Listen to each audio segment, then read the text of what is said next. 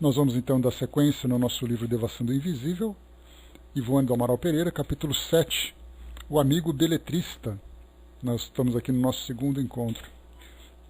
Mais uma vez, lembrando, né, que esse termo beletrista diz respeito àquelas pessoas bem letradas, cultas, que gostam de utilizar a nossa linguagem, a língua portuguesa, né, com toda a sua riqueza, com toda a sua sofisticação.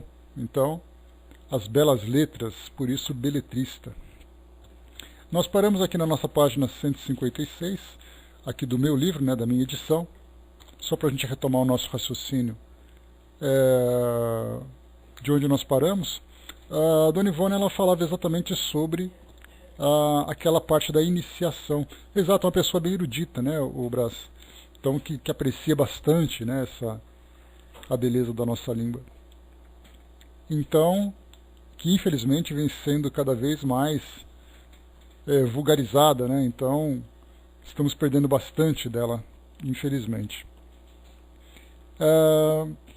Então, Dona Ivone falava exatamente sobre a iniciação, que muitos médiuns, né, muitos religiosos faziam no passado, e que ela também dizia que ela também via esse preparo, essa formação do médium como uma iniciação. Então ela colocou aqui, daquilo que nós lemos, ela falava sobre também a orientação dos espíritos para os médiuns que iam se dedicar a determinadas tarefas, né?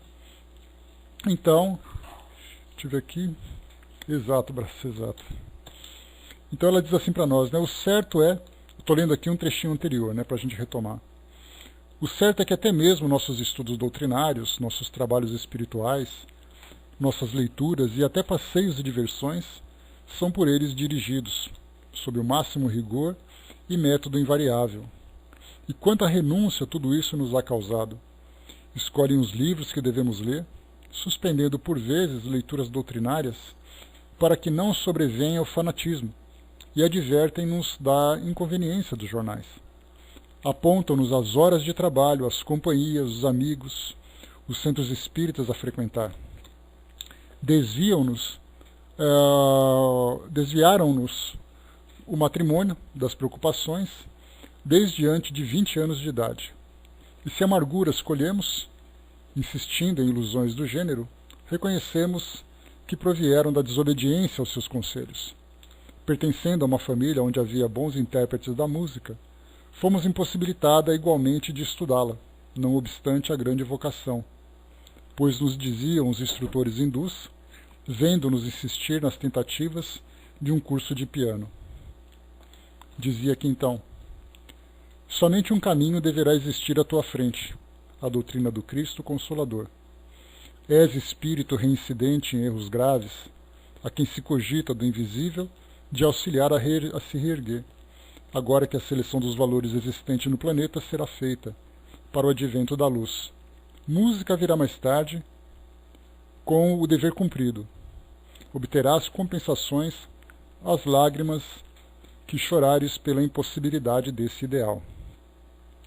E com efeito, tivemos essas compensações, quando nos dias atuais vemos diante de nós, caridosamente materializados, para que nos seja possível enxergá-los detalhadamente, esses abnegados mestres da iniciação, belos e sábios, a quem veneramos com todas as forças da alma aos ternos amigos Bezerra de Menezes, Frederic Chopin, Charles, Leon Denis, Leon Tolstói e muitos outros. Só um instantinho.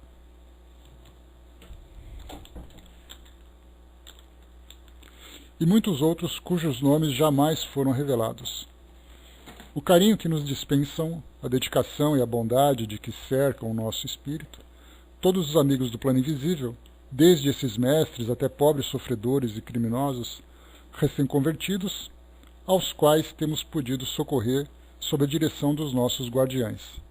Hoje são a melhor recompensa às provações e aos desgostos que acompanharam nossa vida desde o berço. Né? Então aqui, esse foi o trecho que nós lemos nesse nosso encontro anterior, e é então continuando agora a partir da nova história que ela vai contar.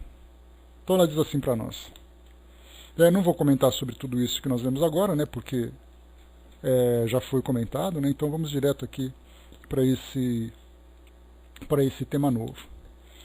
Então ela diz assim: muito jovem ainda, obtínhamos do além muitos ditados de ordem particular para sofredores do corpo e do espírito, num posto mediúnico de antiga assistência aos necessitados, e também os esboços das primeiras obras destinadas ao público, recebendo ordem do espaço para conservá-los à espera de oportunidade para possível publicação.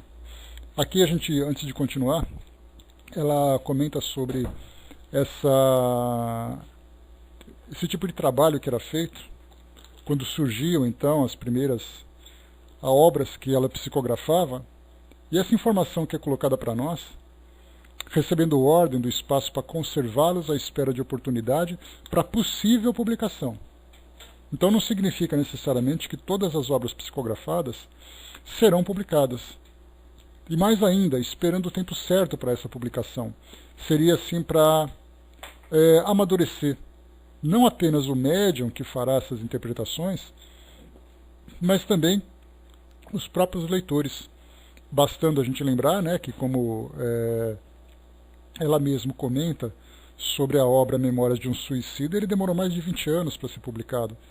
Então ele ficou o tempo todo guardado, porque a história veio de Camilo Castelo Branco.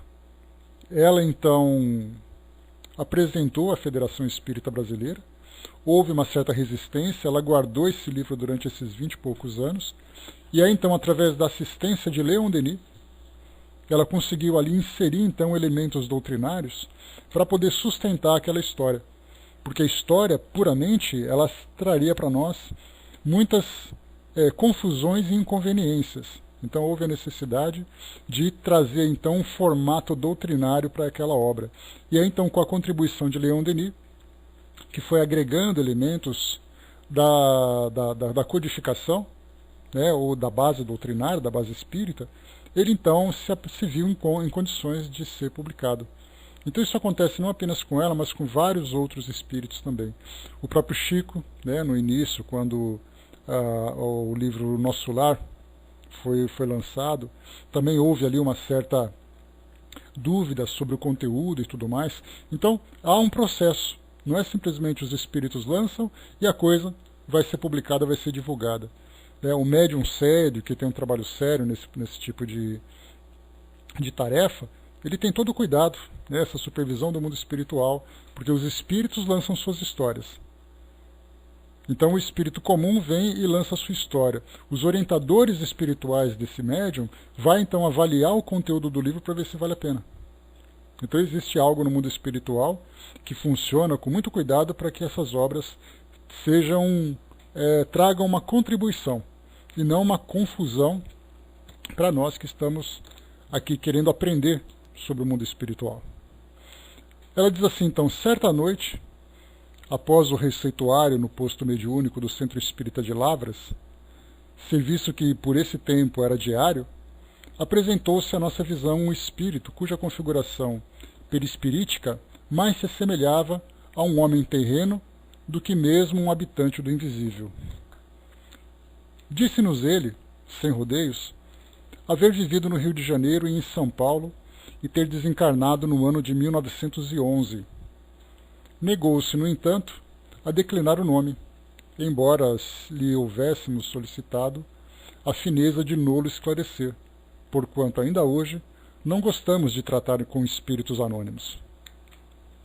Não obstante, declarou ter sido escritor ou beletrista, e que então, apesar de desencarnado, alimentava ardentes desejos de continuar escrevendo, pois que, como espírito, descobrira na vida dos homens e nas recordações de outros espíritos, como ele desencarnados, assuntos preciosos para romances, novelas e estudos psicológicos de grande interesse para o público. Aqui a gente, antes de continuarmos, lembramos que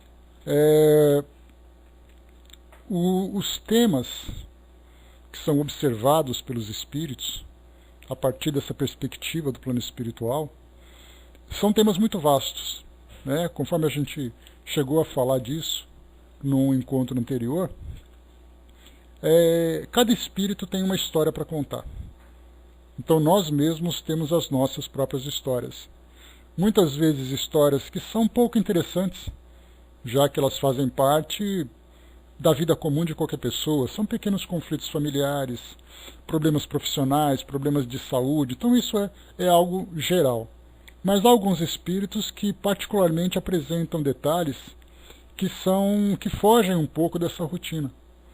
Então algumas vezes um histórico do passado, como por exemplo, quando surgem espíritos que trazem para nós suas histórias, para falarem, por exemplo, da época da escravidão, da época da Inquisição, de uma época de guerra, de algo que tem algo que realmente que saia desse nosso cotidiano, né? Então todos esses temas vão surgindo, mostrando para nós exatamente o efeito da lei de causa e efeito, falando sobre as reencarnações, falando sobre o desenvolvimento de conflitos e que naturalmente acabam terminando com esse final feliz, porque, claro, os espíritos contam suas histórias sempre de um modo construtivo, não de um modo negativo, destrutivo, porque o objetivo é mostrar exatamente a capacidade ou a oportunidade que todos nós temos de nos redimirmos diante da lei de causa e efeito. Então, na verdade, tudo se resume na redenção. Existe o sofrimento, existem as angústias, existem os equívocos, mas depois todos nós, através dessas leis que nos ajudam, que nos conduzem, acabam sempre oferecendo a oportunidade dessa redenção. Então, de um modo geral, todos os livros fazem isso. Então nós temos aqui, como foi visto nessa colocação, ele diz assim de novo, esse espírito então alimentava, apesar de desencarnado, alimentava ardentes desejos de continuar escrevendo, pois que como espírito descobrira na vida dos homens e nas recordações de outros espíritos como ele desencarnados, assuntos preciosos para romances, novelas e estudos psicológicos. Então esses três elementos são exatamente aqueles que sustentam esses livros que chegam através das psicografias. Então nós vemos, por exemplo, romances e novelas. Temos ali livros de Chico Xavier, temos livros de Divaldo Franco, temos livros da própria Dona Ivone também, que traz para nós as suas histórias. No caso, por exemplo, de espíritos como Joana de Ângeles, Emmanuel e André Luiz também trazem livros de estudos psicológicos. Então cada um vai utilizando, de acordo com suas tendências, uma determinada visão do plano espiritual. Joana de Ângeles, em especial, ela tem ali a sua série psicológica, livros, por exemplo, como Conflitos Existenciais, dentre outros, né? Então os espíritos vão trazendo ali. Alguns trazem um conteúdo moral, e Kardec, ele apresentou para nós nas obras da codificação, em especial na Revista Espírita, nós temos ali estudos. Por exemplo, são vários os autores, Eliana? Então nós temos a própria Patrícia, que é um espírito que muitas vezes acaba sendo um pouco criticado, mas nós temos Antônio Carlos, Luiz Sérgio, Patrícia, Lúcius, que é um outro espírito também, que trabalha muito com Dona Zilda Gasparetto. Então temos vários desses espíritos que sempre estão ali presentes apresentando a sua história. Por exemplo, Antônio Carlos, ele participou de um livro muito interessante chamado Deficiente Mental Porque Fui Um, de Vera Lúcia Marinzec, se eu não me engano, que é a médium dele. Então ele traz para nós ali uma visão, experiências de espíritos que viveram aqui no mundo físico com deficiências mentais, com limitações intelectuais. Então assim ele vai contando a sua história, depois vem um espírito que vem explicar, foi Antônio Carlos ou Lúcio, eu não me recordo exatamente, acho que foi Lúcio que participava, faz muito tempo que eu não lembro. Mas então ele conta a história do espírito, depois vem e traz ali uma análise psicológica daquilo que ele está vivenciando. Então nós começamos a ver assim esses livros, sabendo exatamente diferenciá-los, porque nós conseguimos entender exatamente o seu propósito. Não apenas romancear, muitas vezes apresentando estudos. E no caso da Revista Espírita, nós temos ali que Kardec coloca, que é um espaço para estudos psicológicos. Então ele traz ali uma análise, algumas vezes uma psicografia, uma mensagem de um espírito que ajuda, né, no nosso entendimento, no próprio Evangelho segundo o Espiritismo. Temos ali também as instruções dos espíritos, que também são mensagens que fazem uma análise, vamos dizer assim, entre aspas, técnica, de determinados aspectos da existência humana, né? Então, vemos ali que cada livro traz um aspecto diferente. E do plano espiritual, se é um espírito que tem essa habilidade, tem esse talento para a escrita, né, para a literatura e tudo mais, ele vai pegar ali uma abordagem, né, um tema, e vai fazer uma abordagem que seja produtiva para o nosso esclarecimento sobre essa realidade espiritual. Olá, fraterna. Olá, Dalva. Continuando então.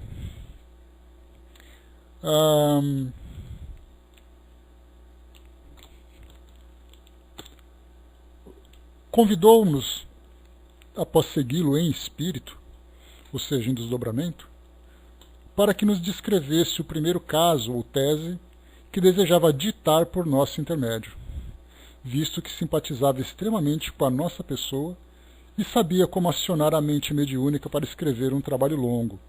Então não era um espírito que simplesmente estava ali no mundo espiritual, passando por aquela fase de adaptação. Na verdade, era um espírito que já tinha esse conhecimento sobre como trabalhar com os médiuns. Esperava, porém, poder narrá-lo de viva voz, primeiramente, antes de iniciar o ditado psicográfico, pois que se pudéssemos penetrar com a própria visão o que ele já estabelecera na mente como o entrecho da sua história, fácil se tornaria o ditado, a escrita, quer para ele, quer para nós, pois bastaria um pequeno impulso vibratório de sua mente para que o entendêssemos bem e acelerássemos a tradução, uma vez que já se encontrariam em nosso pensamento os elementos principais, tornando assim indispensável criar em nosso cérebro, à força de irradiações e sugestões, qualquer cena ou panorama. Isso nós já conversamos, né, no capítulo anterior, que falava dos romances mediúnicos, quando Dona Ivone falou exatamente sobre essa afinidade mental que existe entre o médium e o espírito, né? E quando existe essa afinidade, essa sintonia, o médium praticamente vive aquilo, né, ou revive aquilo que o espírito viveu. Então isso se torna muito mais fácil, porque se eu contasse, por exemplo, pegando uma comparação, se eu contasse uma história, ou descrevesse um determinado cenário para uma pessoa que não conhece o ambiente onde eu faço, né, de onde eu tiro aquela imagem, ele vai tentar fazer um paralelo, ele vai pegar no seu arquivo mental uma imagem semelhante, um cenário semelhante, elementos semelhantes para poder compor aquilo que eu estou descrevendo. Agora, se a pessoa está do meu lado e eu vou descrevendo para ela aquilo que mais me chama atenção e ela, em loco, consegue acompanhar aquilo que eu estou falando, ela vai ter uma visão, sem dúvida nenhuma, realista daquilo que eu estou trazendo. Então, no caso desses ditados mediúnicos, que são trazidos pelos espíritos, quando se fala sobre uma história, sobre um cenário, se o médium não consegue visualizar aquilo que o espírito está dizendo, ele vai tentar fazer um ajuste, uma adaptação e passar então, né, para o papel aquela descrição que nem sempre é perfeita, nem sempre vai ser envolvida com aquele toque dramático, emocional, para valorizar a história que está sendo contada. Vai ser uma história fria, vai ser simplesmente um relato. E, consequentemente, por ser um romance ou ter essa ideia de novela, ele vai ser pouco envolvente para os leitores. Então, inicialmente, quando se estabelece essa sintonia mental entre médium e espírito, que foi exatamente esse processo inicial que foi feito, a história se torna, sem dúvida nenhuma, muito mais abrangente. E isso acontece com vários, né? Nós lembramos, por exemplo, o próprio Chico Xavier, trabalhando com André Luiz, houve a necessidade inicial de fazerem aquele, entre aspas, aquele estágio, para estabelecerem exatamente essa sintonia. Depois vinham, então, as descrições. E aí Chico poderia, através da sua contribuição, né, tornar muito mais realista aquilo que foi passado. Continuando.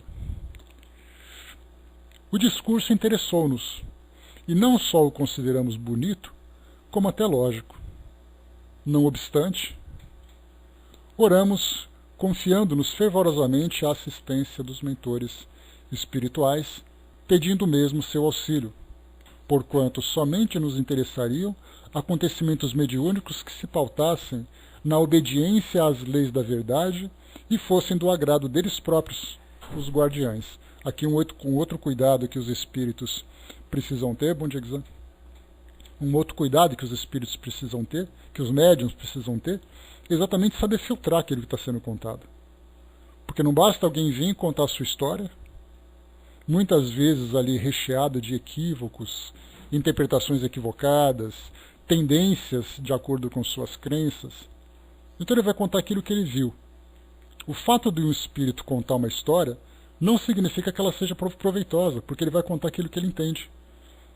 Então, nesse caso, os médiuns, trabalhando com determinados espíritos, vão entender exatamente qual é a sua linha de raciocínio, quais são exatamente as suas ideias a respeito daquele assunto, qual é a profundidade da sua compreensão. Então, não é simplesmente assim, uma obra psicografada. Aliás, esse é um problema que nós vemos hoje nos livros que são vendidos, considerados como sendo livros espíritas. Então, é o médium que está ali à disposição, um espírito que vem, encontra oportunidade, conta a sua história, com a facilidade que nós temos hoje de publicarmos livros. Nós temos ali editoras que fazem tantas e tantas promoções, parcelando, oferecendo ali vantagens, benefícios e tudo mais. E esses livros, então, com uma capa bonita, com uma letra, com uma aparência atraente, vai para as prateleiras. E aí, então, todo mundo vai e compra. E aí, então, aquele cuidado que precisa ter, quem é o médium, quem é o espírito, qual é o conjunto da obra que já foi apresentado, né, sobre esses grupos, né, que desenvolvem esses trabalhos. Porque, do contrário, nós vamos começar a ler histórias e mais histórias contadas por espíritos que não estão, não que tenham intenção de trazer algum tipo de prejuízo, mas muitas vezes não têm um conhecimento aprofundado sobre essas bases. Mas é o que mais atrai, né, o Sil? A gente lembra que muitos presentes, né, muitos perfumes são comprados pela embalagem. Depois que a gente vai perceber qual é o cheiro dele, né, igual caixa de bombom. Então, esses livros só acontecem da mesma forma. Por isso esse alerta que ela traz para nós aqui de passagem, né, quando ela diz assim, né, porquanto somente nos interessariam acontecimentos mediúnicos que se pautassem pela obediência às leis da verdade e fossem do agrado deles próprios os guardiães. Aquecemos, pois, em atender ao visitante, seguindo-o em corpo astral, desde que os guias não impedissem o intento. Porém, somente o faríamos na noite seguinte. Entretanto, nenhuma intuição, nenhum conselho nos aclarava a indecisão. Os instrutores não desejavam intervir. E compreendemos, então, ser o assunto pertinente ao nosso livre-arbítrio, né? A responsabilidade, então, dela fazer a escolha, se valia a pena fazer esse trabalho. O Arnaldo colocou: a indústria do livro espírita está trazendo traduções das obras de Kardec que alteram o sentido, né? Eu já comentei com vocês, Arnaldo, sobre a intenção, né? Eu, como sou otimista, eu sempre vejo o lado positivo. A boa intenção de fazerem reinterpretações.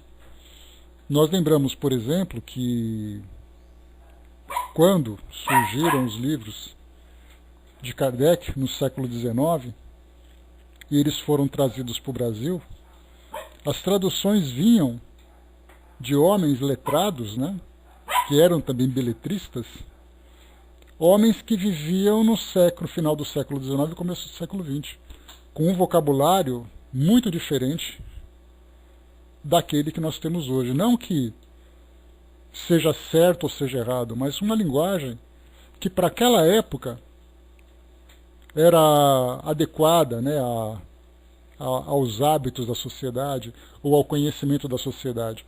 Bom dia, professor. Nos nossos tempos atuais é uma linguagem já ultrapassada, que é uma linguagem que não se aprende mais na escola, palavras que não se aprendem mais na escola.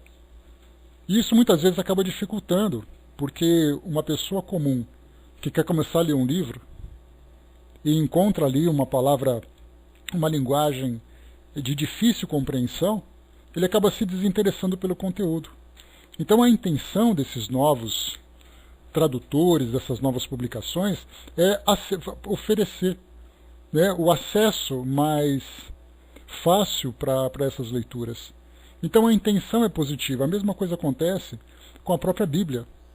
Várias e várias traduções são apresentadas e nós vamos vendo, observando assim uma evolução ou uma modificação na linguagem. Aquelas Bíblias mais antigas para as Bíblias mais atuais. Para que isso tudo? Para facilitar. Que são pessoas que muitas vezes têm ali um grau de instrução não muito avançado, muitas vezes são jovens. Então a intenção é positiva, mas há a necessidade desse cuidado para não mudar exatamente o sentido daquilo que está sendo dito. Tenho observado que não há alterações nas palavras ou novos entendimentos, mas colocações de palavras de forma a alterar o sentido do ensinamento, né? Bom, nesse caso, aí já vemos ali um desvio realmente do objetivo. Então nós temos desde aqueles que fazem com boa intenção, aqueles que querem dar uma nova visão a partir do seu entendimento, né? Aí já começamos a ver ali os equívocos nesse trabalho, né? Mas é importante a gente sempre fazer comparações. Esse que é o fundamental. Continuando para nós. Só um instantinho.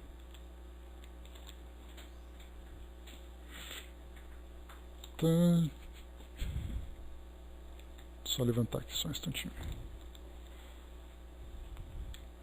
Na noite seguinte, dormimos sossegadamente o primeiro sono, sem que nenhuma anormalidade sucedesse, como só ia acontecer, dado que o desprendimento apenas se verifica achando-se o médium desperto, condição para que se processe o sono magnético.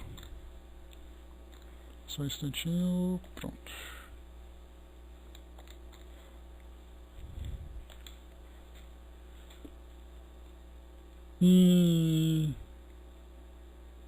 Tá. Poucos minutos depois da meia-noite, porém, havendo despertado naturalmente, distinguimos à beira de nosso leito o espírito que se apresentara na véspera, ao qual chamaremos beletrista, a falta de um nome melhor que o melhor o classifique, e em seguida caímos em transe letárgico, num arrebatamento do espírito para o plano invisível. O processo para o desdobramento verificou-se exatamente como se dá sob a direção de Charles, dos hindus ou de Bezerra de Menezes, o que leva a crer tratar-se de mecanismo próprio da faculdade em si mesma, que independe de agentes superiores para o seu exercício. De outro modo, acreditamos que a vigilância daqueles excelentes amigos se verificava em torno do caso, sem, contudo, tornar-se suspeitada sequer a intuição, pois assim mesmo deveria ser, uma vez que se tratava de prova de responsabilidade, um testemunho cuja gravidade o próprio leitor avaliará dentro em breve. Essa prova de responsabilidade está aqui até em destaque na nossa página, porque, como ela disse anteriormente, os espíritos instrutores não diziam a ela o que ela deveria fazer, mas esperavam que ela tomasse uma decisão se o trabalho valeria a pena ou não. De imediato a gente já pode imaginar aquilo que aconteceu naquela época, ou que costuma acontecer com vários espíritos, que o espírito se apresenta, geralmente os instrutores espirituais indicam esse espírito, como foi o caso, por exemplo, de André Luiz, segundo consta, né, na preparação desse trabalho com ele, sobre aquela coleção A Vida no Mundo Espiritual. Emmanuel apresentou André Luiz para Chico, dizendo que eles iam desenvolver aquele trabalho. Então, nesse caso, né, o Chico Xavier ficou absolutamente tranquilo, porque já que havia indicação do seu mentor espiritual, o trabalho poderia se desenvolver sem nenhum tipo de preocupação. Nesse caso em especial de Dona Ivone, e é algo que acontece também muitas vezes com muitos outros médiuns, o espírito se apresenta diretamente para o médium, os mentores espirituais ficam ali simplesmente observando. E aí então o médium tem que tomar a decisão: eu faço esse trabalho ou não faço esse trabalho? Eu devo confiar nesse espírito ou não devo confiar? E aí já vai então dessa parte intuitiva do próprio médium, quando ele vai, através do autoconhecimento que ele tem sobre sua própria mediunidade, né? Sobre si mesmo e a sua própria mediunidade, ele vai então avaliar essa parte vibratória, as intenções do espírito, o conteúdo que ele deseja apresentar, que não é algo que muitas vezes acontece de uma hora para outra. Quantas e quantas vezes nas nossas relações cotidianas nós temos simpatia com alguém e depois nós nos decepcionamos.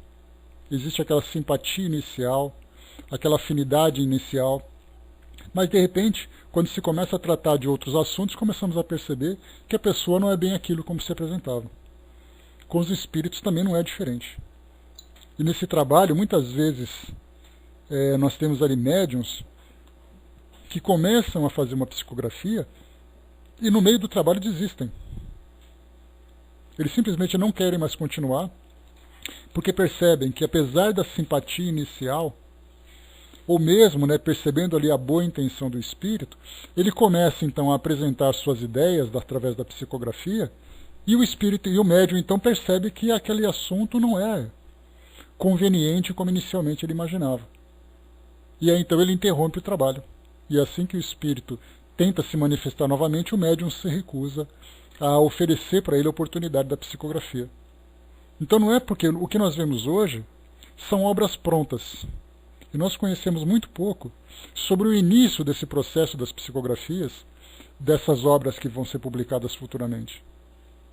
Então nós sabemos assim quais os livros foram publicados, mas quais os livros não foram publicados? Quais livros não foram terminados?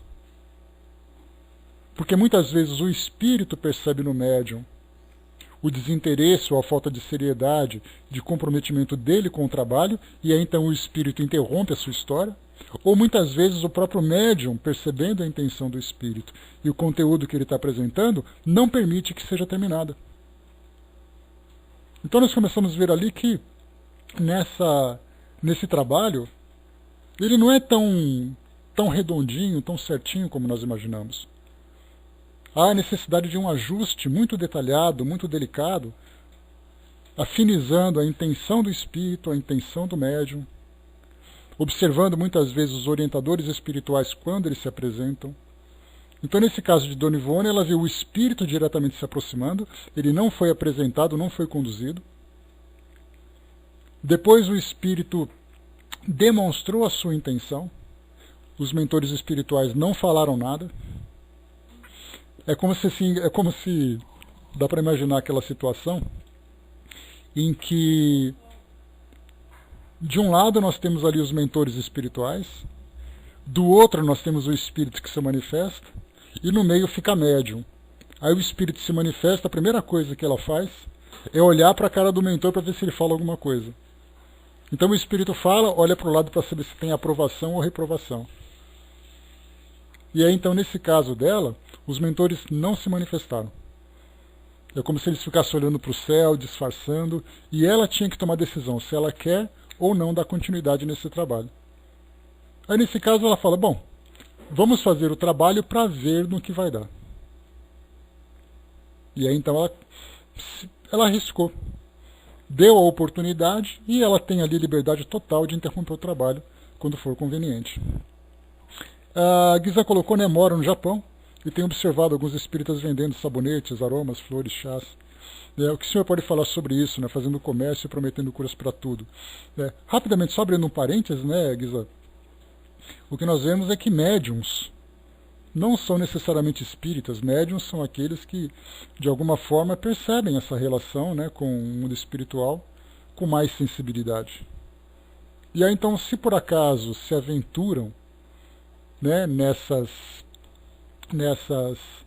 experiências equivocadas muitas vezes, de vender esses produtos, de iludir aqueles que se deixam levar ou querem, né, ingenuamente se aventurarem, né, se aventurar por esses produtos, né, por essas experiências, muitas vezes acabam se equivocando. Então, na verdade, o médium tem a oportunidade de fazer algo positivo, mas faz de uma forma equivocada. Nós chegamos a falar sobre isso no estudo do Evangelho segundo o Espiritismo, recentemente, sobre exatamente a inconveniência dessas ações de muitos médiuns de brincar com essas coisas santas, né? E, infelizmente, isso acaba acontecendo por causa daquela lei de oferta e da procura, né? Se nós temos aqueles que procuram enganar as pessoas, né, vendendo esses tipos de produtos milagrosos, há aqueles que compram. Se não houvessem os ingênuos, não haveriam os aproveitadores. Então nós tivemos ali uma combinação de dois fatores muito problemáticos, né? Mas nós fizemos um estudo sobre isso para tratar detalhadamente dessas situações. Mas vamos lá, pessoal, em frente aqui então. Vimos aqui, como eu falei para vocês, né, prova de responsabilidade. Então exatamente ali ela tendo que tomar suas decisões. Afastado o nosso espírito do corpo carnal, foi-nos possível examinar melhor a configuração desse habitante do invisível, que tão atenciosamente nos procurava para um trabalho no seio da doutrina por nós esposada. Compreendemos imediatamente tratar-se de entidade não evoluída, moral e espiritualmente, conquanto não fosse igualmente nociva, ou uma individualidade de ordem muito inferior. Já começamos aqui então a observar as primeiras impressões dela com relação a esse espírito. Não era uma entidade evoluída moral e espiritualmente, mas também não era nociva. Como é que nós podemos observar isso? No nosso cotidiano é assim. Encontramos uma pessoa numa festa, encontramos uma pessoa num ambiente social. Valeu, professor, até mais. Num ambiente social, começamos ali aquela conversa de 2 minutos, de 5 minutos, os assuntos vão surgindo, a gente vai começando então a perceber o modo de pensar daquela pessoa. E aí então começamos a traçar as impressões. Ou a gente dá continuidade naquele assunto, porque é um assunto interessante e está afinizado no nosso modo de pensar, ou a gente disfarça, corta a conversa e cada um para o seu lado. Então com o espírito não é diferente. Não é pelo fato de um espírito se manifestar que ele traga ali todos os seus valores, todas as suas virtudes no mais alto grau. É comum.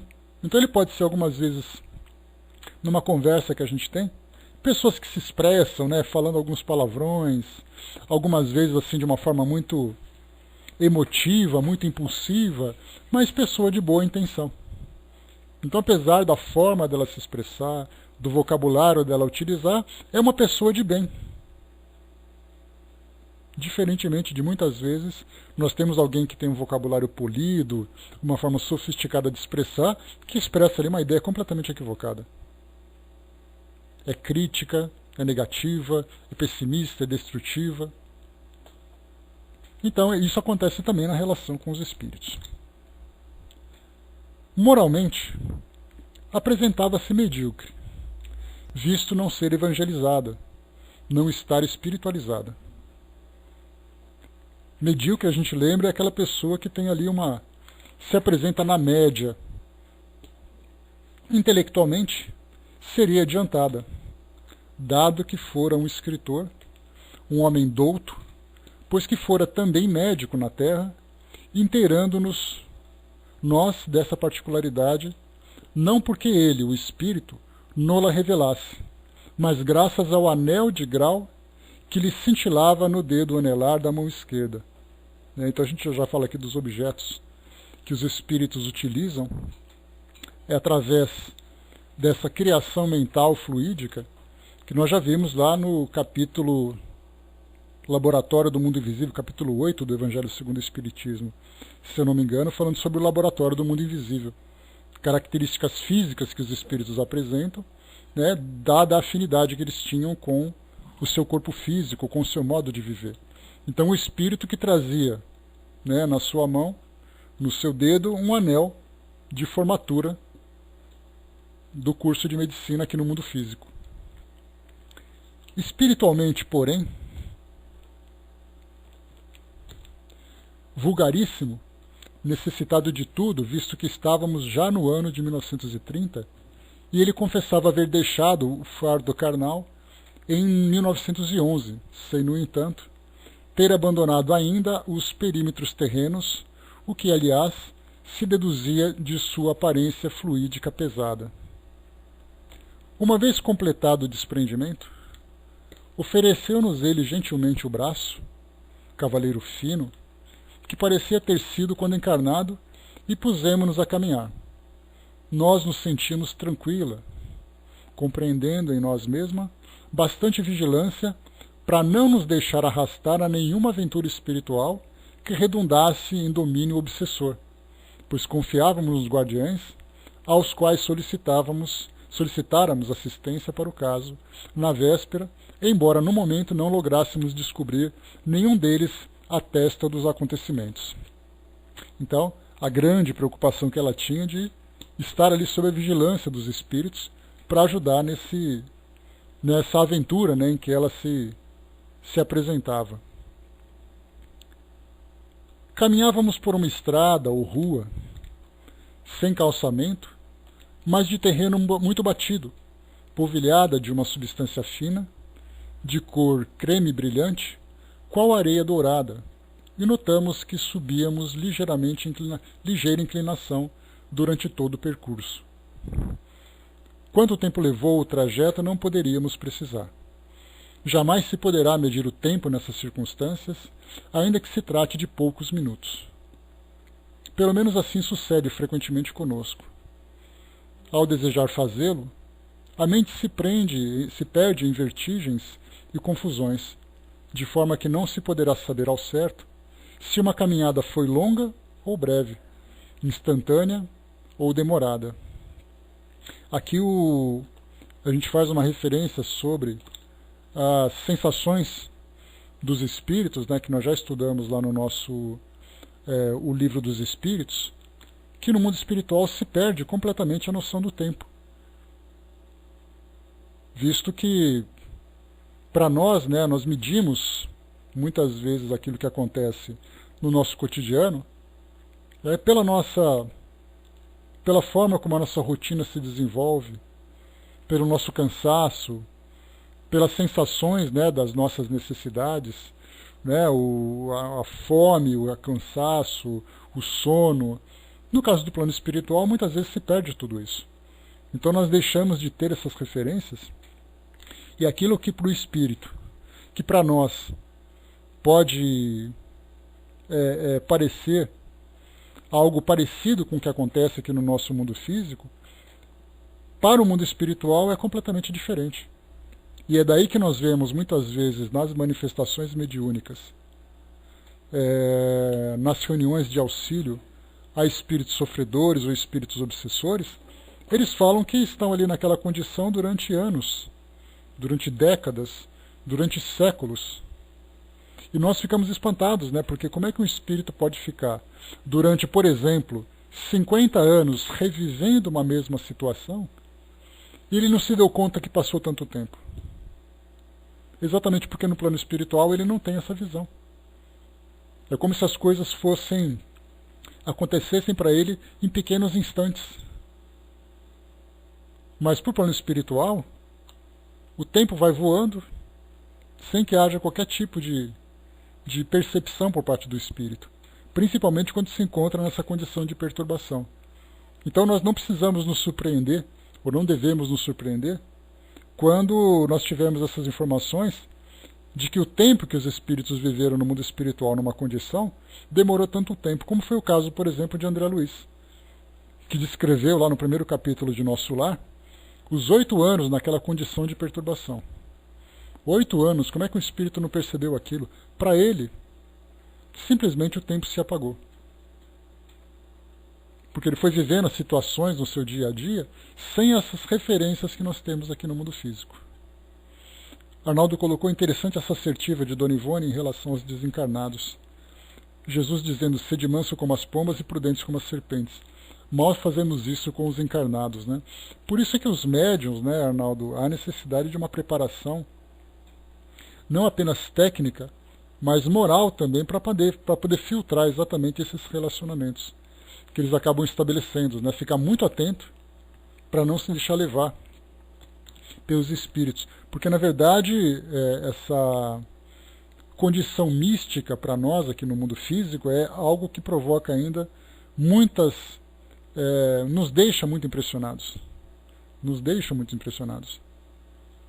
Então falou que é coisa do mundo espiritual, todo mundo fica, nossa, o espírito falou. Mas ninguém se pergunta, mas espera aí, que espírito é esse? Como é esse espírito? O Braz lembrou, né, que no mundo espiritual tem cronologia também. Não, tem sim, Braz. Não é a questão de que eles não têm essa questão de referências temporais de acordo com as atividades que eles desenvolvem. Nós falamos da percepção dos espíritos para essa passagem do tempo.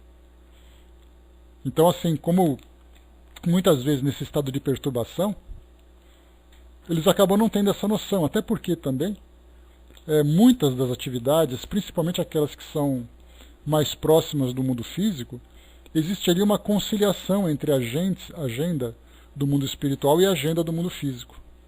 Por exemplo, uma atividade que deve ser realizada no momento em que o espírito está descansando. Então eles têm que saber que horas que o espírito está dormindo. A presença em uma casa espírita, qual é o horário daquela atividade. Fazer o atendimento num determinado momento, quando aquilo vai acontecer. Saber que um indivíduo vai passar por um atendimento cirúrgico e os espíritos querem prestar assistência. Quando será essa cirurgia? Tal dia, tal hora, em tal lugar. Então existe sim, sem dúvida nenhuma, essa relação. Mas a percepção dos espíritos depende exatamente dessa adaptação, ou já desse entendimento sobre a sua condição de desencarnados.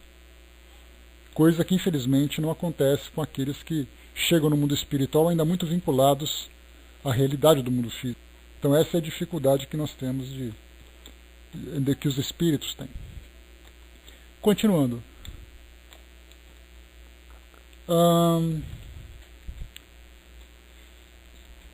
Mais uma vez aqui para retomar o raciocínio. Quanto tempo levou o trajeto não poderíamos precisar. Jamais se poderá medir o tempo nessas circunstâncias, ainda que se trate de poucos minutos. Nessas circunstâncias, ela diz respeito ao desprendimento espiritual, a essa emancipação. Como acontece durante a noite, muitas vezes entrando em sintonia com a mente do espírito, muitas vezes pode ser dia, pode ser noite, e tudo isso acontece enquanto o corpo físico se encontra adormecido. Por isso, então, essa grande confusão, né? Teoricamente, né, ou tecnicamente, o corpo está dormindo, o espírito desprendido. Então significa que isso acontece durante o dia, durante a noite. Mas, dependendo da forma como essas imagens vão se projetando na mente do médium, se perde a noção de dia, noite. Ao desejar fazê-lo, a mente se perde em vertigens e confusões, de forma que não se poderá saber ao certo se uma caminhada foi longa ou breve, instantânea ou demorada. De um e outro lado da referida estrada, julgamos perceber vegetação, sem lograrmos averiguar positivamente o fato, visto existir escuridão nas margens e somente a estrada parecer iluminada. Não sabemos se se trata de uma realização do além-túmulo, esse caminho melancólico. Algumas paisagens fluídicas tanto se assemelham às da Terra, que muitas vezes será difícil distinguir com exatidão a natureza de sua construção. Acresce a circunstância de que a própria Terra se torna diferente através da visão espiritual, tudo parecendo mais belo, como que envolvido em fluidificações brancas com reflexos levemente azuis. Outras, no entanto, conquanto se assemelhem às da Terra, são inconfundíveis pelo padrão de beleza e encantamento que se impõe à vista. Aqui nesse caso, a gente vê que é uma descrição apresentada por um espírito que tem ali um padrão vibratório equilibrado. Apesar de moralmente ser ali mediano, ser bem intelectualizado, pouco evangelizado, mas nós podemos imaginar, por exemplo, um médium que nesse processo de emancipação se coloca em contato, por exemplo, com espíritos obsessores, com espíritos sofredores, espíritos perturbados, espíritos suicidas. Muitos e muitos relatos de espíritos nessa condição de suicídio, e Dona Ivone vai falar sobre isso em outras obras que nós vamos estudar na sequência desse livro. Ela fala que o espírito vê aquele ambiente com uma neblina muito fechado, um ambiente escuro, um cenário lembrando um pântano frio, fétido. Nessa condição, como é que se pode ter noção de tempo? Não se tem noção nem de tempo, nem de espaço. Porque não tem aquela história de luz do sol, porque não importa onde o sol se encontre. Aquilo que o espírito está vendo é aquilo que a sua mente está criando. E muitas vezes ele se colocando naquela condição de uma noite sombria, aquilo dura, como diz o poeta, eternamente enquanto durar. Então ele cria aquele cenário. Quando o médium em desdobramento entra em sintonia com esse espírito, ele acaba vivenciando aquela mesma realidade.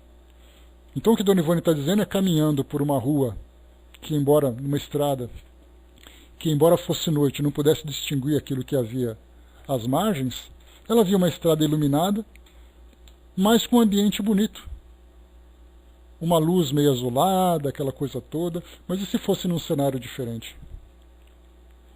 Quantas vezes se descrevem, florestas, pântanos, cavernas, que muitos espíritos estão vivendo naquela realidade, e equipes espirituais de desencarnados, e também ali com colaboração de médiuns em desdobramento, seja durante o trabalho mediúnico, seja à noite durante o sono físico, vão até esses ambientes auxiliar esses espíritos e se encontram então nessa condição. Exatamente aquilo que André Luiz, ele próprio vivenciou quando ele descreveu como chamado de umbral. Para quem leu ou para quem viu o filme, assistiu ao filme, pôde ver ali um cenário extremamente dramático, extremamente pesado, vibracionalmente, aparentemente assustador. Isso porque aquelas mentes perturbadas reproduziram aquilo através dessa manipulação de fluidos. Então cada médium, nessa sintonia, vai perceber aquilo que os espíritos estão percebendo. Continuando.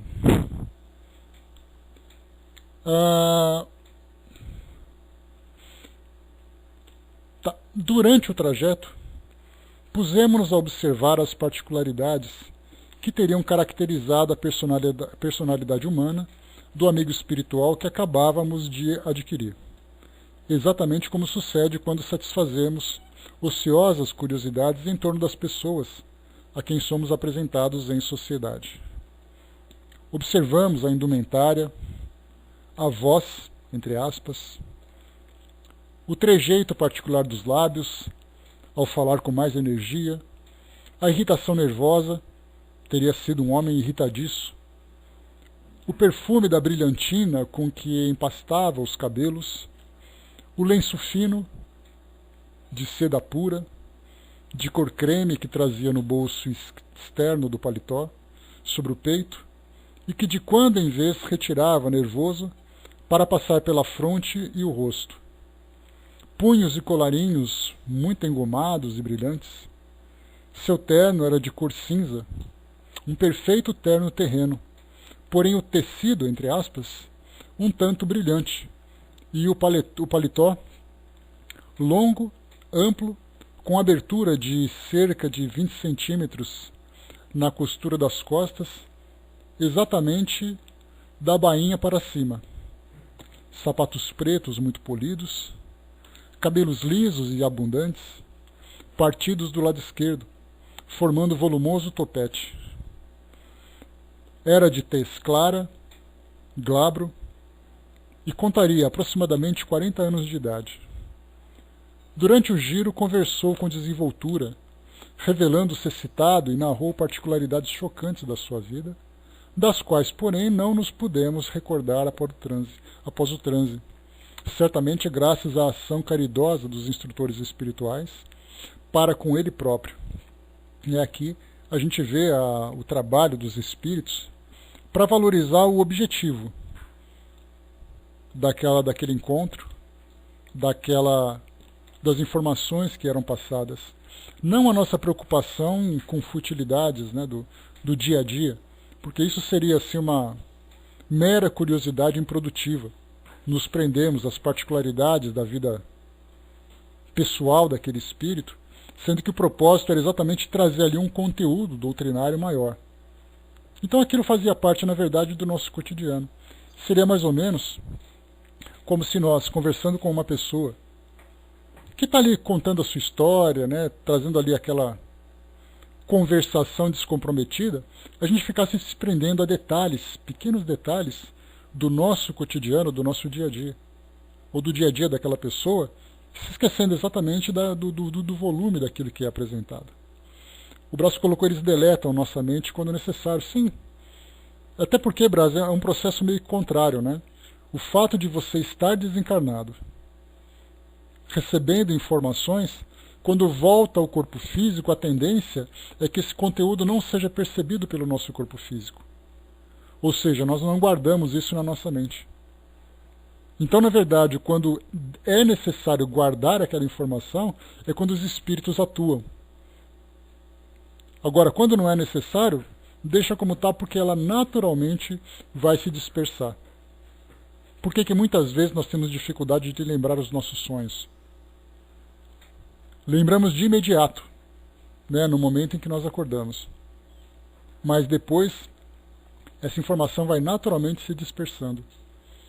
Principalmente quando existem experiências, né, mediúnicas, né, de desdobramento durante esse momento do sono. Então, quando há necessidade de nós nos lembrarmos de alguma coisa, os espíritos, então, atuam através do magnetismo para que aquela informação fique ali impregnada no nosso cérebro e fique depois registrada, né? Dona Ivone conta muito sobre isso, que das tantas e tantas experiências que ela vivenciou durante a emancipação para publicar nas suas obras, houve um trabalho constante dos espíritos para que ela guardasse tudo aquilo que foi vivenciado durante esses momentos de emancipação. Então aquilo que ela viu, aquilo que ela observou, aquilo que ela vivenciou, deveria ser então registrado para que ela depois transcrevesse, que era exatamente o método mais comum do trabalho dela. Então aquilo que os espíritos ditavam, ela psicografava. Aquilo que ela vivenciava, ela tinha que transcrever. E para isso ela tinha que guardar essas informações. E aí então vem a ação fluídica dos espíritos, como ela mesma comentou. Guizan colocou, né, mas como eu posso distinguir os bons e maus? Me parece que percebo claramente que na maioria vem nos prejudicar, nos tirar a paz. Eu sinto perfeitamente quando eles passam. Porém, momentaneamente tenho medo, né? Sinto calafrios e arrepios. Como me proteger? Através, né, da manutenção de um padrão vibratório elevado, né, da nossa evangelização, da nossa moralização. Porque a mesma coisa que acontece, Guizão, uma confusão que a gente faz, é que os espíritos bons ou os espíritos maus são diferentes das pessoas boas ou pessoas más. O mesmo cuidado que nós temos numa relação comum do nosso dia a dia é o que acontece também com o mundo espiritual. A diferença é que eles são invisíveis. E somente aqueles, né, que têm essa sensibilidade são capazes de perceber. Mas o modo como nós vamos nos comportar, né, de dar abertura para a aproximação desses espíritos, ou nós nos fecharmos para que eles se afastem, é o que a gente faz no nosso dia a dia. Então a gente continua mantendo ali o nosso padrão vibratório, a nossa mente equilibrada, exatamente para não dar essa abertura. Então, assim, muitas vezes os médiums se esquecem que são pessoas. E como sendo pessoas, da mesma forma que nós tratamos o encarnado, o desencarnado também vai ser tratado. O Braço colocou, né, aprendi na projeciologia que é massagear o centro da testa, energizamos a glândula pineal e com isso registramos nossos sonhos. Quase real. São técnicas, né, Braço? Então temos ali nessa própria projeciologia, como temos outras orientações também, para nos ajudar a guardar essas informações. Então para uns funcionam, para outros não, né? Então o importante é sempre desenvolver as técnicas para ajudar nessa recordação dessas informações. Continuando então aqui para nós, vamos lá.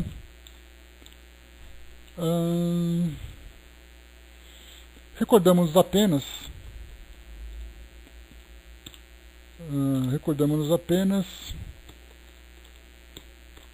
de que sua preocupação máxima era a falta do divórcio no Código Civil brasileiro, o que, na sua opinião, comumente arrastava criaturas dele necessitadas a situações deploráveis de que se originavam desequilíbrios embaraçosos em torno delas próprias e no seio da sociedade. Né? Aqui ele está falando do Código Civil brasileiro. A gente lembra que essa descrição é de 1930. Então é muito diferente daquilo que nós temos na atualidade, né? Então o divórcio, então muitas vezes era aqueles casamentos em que até que a morte os separe, embora o Brasil fosse um país laico, ele mantinha ainda fortes tradições religiosas. Então uma mulher divorciada, por exemplo, naquela época, uma mulher separada naquela época, ela era praticamente rejeitada pela sociedade. Então havia necessidade de trazer ali um código civil, uma legislação que pudesse amparar as pessoas não apenas legalmente, mas também emocionalmente e psicologicamente, né? Então ele fazia ali as suas críticas baseado, né, nas situações de 1930. E continuando. Recordamo-nos ainda de nos ter asseverado que profundo esgotamento nervoso, verdadeiro estado traumático, acometera seu organismo terreno, que esse acidente degenerara em neurastenia dominante e que isso lhe acarretara a morte, que moralmente muito sofrera neste mundo e continuava sofrendo como espírito. Não obstante, no momento já se achava conformado com o inevitável, e que no além era acusado por outros espíritos de haver praticado suicídio, de que lhe resultara a morte prematura, mas que disso não se lembrava absolutamente, e nem sequer jamais pensara em recorrer a semelhante alvitre, a fim de escapar às lutas morais que o assediaram, e se tal realmente se deu, como médico que era, somente poderia atribuir o fato a um ato irrefletido, durante alguma crise de sua deprimente neurastenia. Aqui a gente já lembra de André Luiz, quando ele descrevia, né, que ele era constantemente assediado pelos espíritos, chamando-o de suicida. E aí depois ele entendeu, né, aquela ideia do suicídio inconsciente. Ou seja, o seu modo de viver foi fazendo com que seu corpo fosse gradualmente se degenerando até o momento em que ele desencarnou. Daí então ele foi chamado de suicida inconsciente, ou através de um suicídio indireto. Mas aí nós chegamos a estudar depois, até mesmo, né, no nosso livro, o Livro dos Espíritos, falando exatamente que é importante a gente trazer uma definição clara sobre isso. Quando se fala sobre o suicídio, nós falamos com a intenção clara daquele que extermina, né, que se auto-extermina. No caso, por exemplo, de pessoas que têm ali uma vida desregrada, vive com irresponsabilidade nas substâncias, por exemplo, a dieta que nós consumimos, substâncias, no caso do álcool, drogas, tabagismo, medicamentos e tudo mais, que vai destruindo o nosso corpo físico, não podemos chamar isso de suicídio, porque não houve a intenção direta desse ato, mas de uma negligência, né, de um desequilíbrio por parte do encarnado, que acabou sendo levado a essa condição. Um outro caso que nós já chegamos a estudar, inclusive, são pessoas que praticam atividades radicais, expondo a própria vida, né? Tem pessoas que gostam de saltar, pessoas que gostam de fazer isso, fazer aquilo. Hoje tem vídeos e mais vídeos, né, mostrando as pessoas que, por causa de um determinado exibicionismo, acabam desencarnando acidentalmente. Então isso aí é muito mais negligência do que o suicídio propriamente dito. Então nós chamamos de suicídio, suicídio indireto, suicídio não intencional. Então a gente acaba desvirtuando o sentido original dessa expressão. Então suicídio é suicídio e ponto. Então, embora é chamado de aquele suicida, é muito mais uma forma de agredir aquela pessoa do que uma expressão correta, né, daquilo que de fato aconteceu. Continuando então, efetivamente, esse espírito que irradiava simpatia, embora sem pertencer a uma ordem elevada do mundo invisível, nenhum característico dos espíritos suicidas apresentava, o que confirma a versão de que os neurastênicos, que se matam durante o acesso terrível, mal não passam pela aspereza das repercussões conscienciais, comum à maioria dos suicidas, conquanto hajam de arrostar a responsabilidade dos atos que tenham dado origem ao grande desequilíbrio nervoso, porque se deixaram vencer. Né? Aqui o que ela lembra para nós é que esse indivíduo que desencarnou dessa forma, assim como aconteceu também com André Luiz, essa neurastenia nada mais é do que daquelas crises nervosas, né, que nós vemos, pessoas que perdem desequilíbrio emocional e tudo mais, e acabam inevitavelmente caindo nessa condição de desequilíbrio e também sofrendo as consequências destrutivas desse ato. André Luiz, então, na verdade, em vez de ser visto como um suicida, ele era visto alguém que vivia desregradamente. Então hoje acontece isso, né? Nós temos pessoas que, hoje temos tantas e tantas pessoas hospitalizadas numa condição terminal, ou que desencarnam subitamente por causa do mal que tiveram. Trabalham em excesso, estado emocional desequilibrado, substâncias que foram ingeridas e tudo mais, e aí desencarnam. Então, em vez de serem vistos pelo ato final da autodestruição, acabam sofrendo naturalmente as consequências pelo modo como viveram, para chegar nessa condição final. Então, no caso daqueles que viviam esse desequilíbrio emocional, embora tenham muitas vezes até praticado atos de autodestruição, no próprio Livro dos Espíritos nós temos que tem pessoas que, tomadas pela loucura, praticam o suicídio. E nesse caso não sofrem essas repercussões do suicídio porque não foi intencional. Aconteceu num momento de grande desequilíbrio. Então há aqueles que ingerem drogas, substâncias, que aí perdem completamente o controle, somado a um estado psicológico já abalado, que cometem o ato. Mas aí então tem o atenuante exatamente de não estarem tomados, né, de toda a lucidez para poder fazer aquele julgamento do ato final. A Selma colocou, né, mas é desencarne acidental ou era a hora dele mesmo, né? O livre-arbítrio, Selma, é algo que é inviolável, né? Deus nos dá o livre-arbítrio.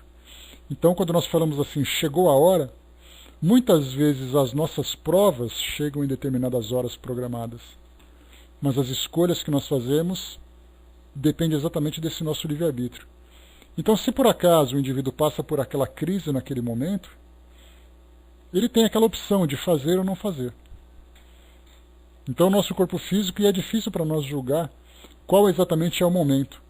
Porque nós temos, como os espíritos dizem para nós, é muito mais comum nós anteciparmos a nossa desencarnação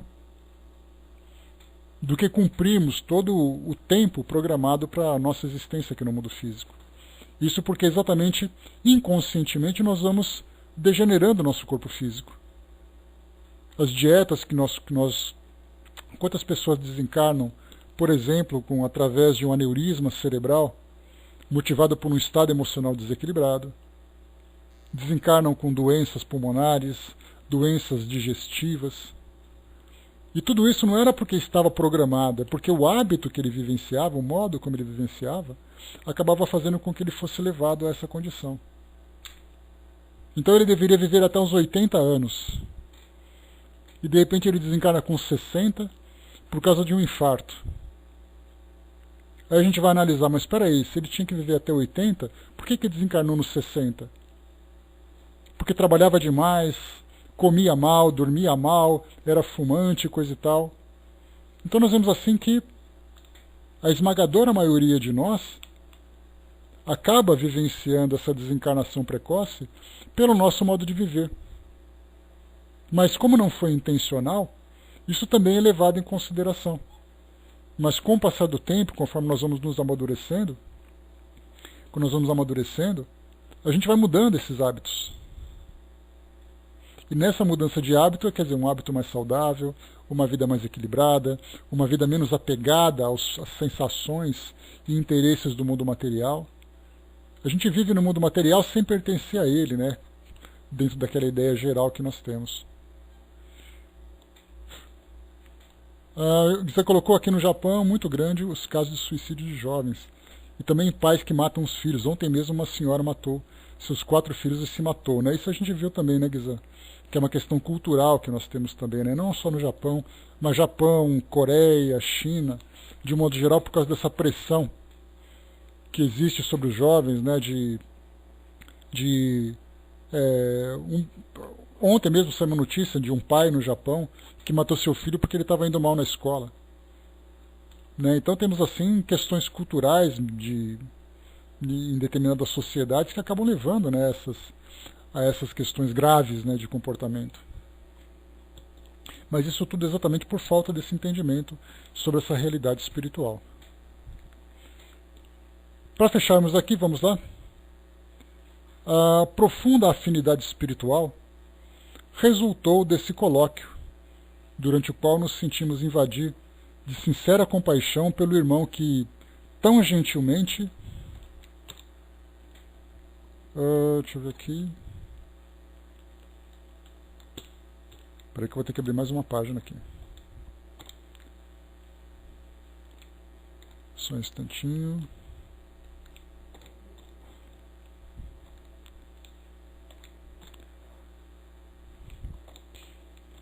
irmão que tão gentilmente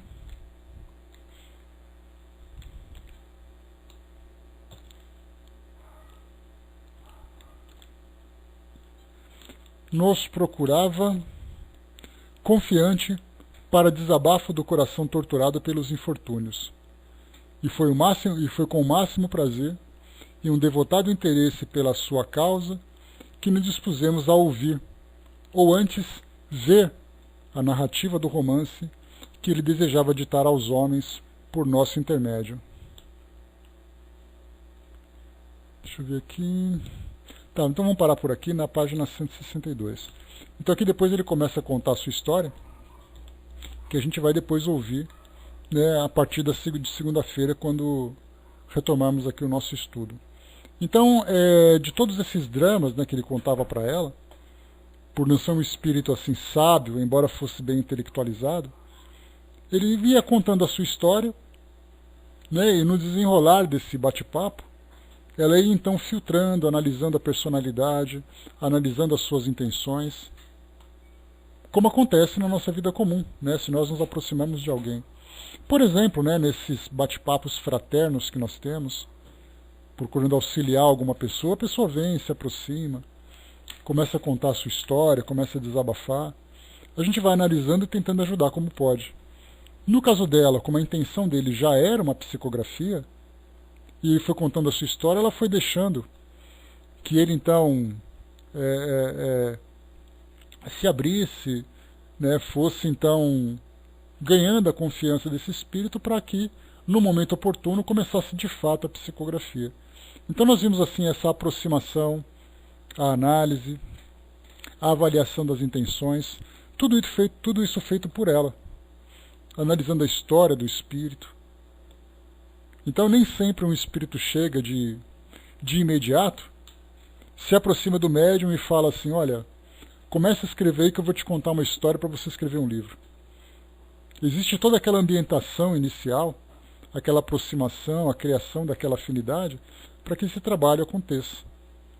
Então isso é importante a gente perceber exatamente, porque já que o nosso objetivo é observar que todo o processo mediúnico em torno desse tipo de trabalho, é importante nós conhecermos esses bastidores, aquilo que acontece antes do início do trabalho propriamente dito.